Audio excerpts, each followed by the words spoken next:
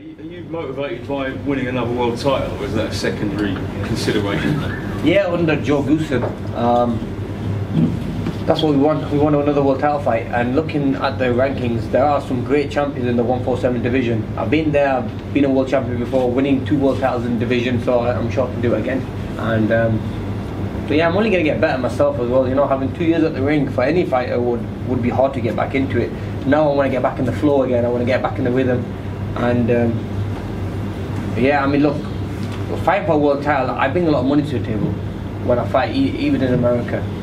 So if I fight a Garcia or a Porter or a Thurman or a Spence, I think that will bring big money to the table, and those fighters will take those fights. Amir, you've also said that you're a businessman as well as a boxer.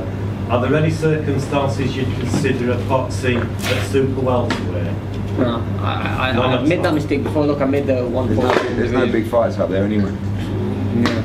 I mean, the welterweight is the division. If you look at still in the world, the welterweight division is still the #1 division out there. Got all the biggest names in. Yeah, I don't want. I'll make 147 quite easy, even though I take my boxes off. I just think our scale. I think your scales are Leave it. You used a set of bathroom scales. We had a calibrated set of scales. Who do you think was right or wrong? Man, calibrated. I swear, I'm putting 2 under. By Joe. I went to the mosque. I went to the mosque and. No, were we not right on You should have had that burger on the way to the wine. And I was quite shocked when I saw. I thought, is Eddie? I know. Is he making me a 154 fight? He's trying to push me up to 150 to fight Kell Brook. I wanted to say, look, he's overweight. He can't make 147. Yeah. I mean, overweight now. You might as well move up to the division above. But look, we made it. Luckily, I had to take my boxes off and my socks off, and I was that confident that I left my socks on when I jumped to the scales. I thought I'll probably be bang on. But anyway, still made the weight, and it's probably been about 3 years, over 3 years since I last made 147. That was against Algeria, so ages, you know. So it's good to be back in that mix again now. Go back in the rankings and see where they put me in. So Eddie, on the basis of what Amir's just said there, what do you say to Kell Brook? About what? About the weight. No, Amir's made it clear, and Kell's made it clear. 147 is where that fight would be if it was to take place. Yeah. Hand on heart though, Amir, you know, who are you going to choose in a couple of weeks' time? Manny Pacquiao or Kell Brook? Don't get me wrong, I like the Manny Pacquiao fight, and I've said that he probably would be my first pick, depending where the fight's going to be though, you know what I mean?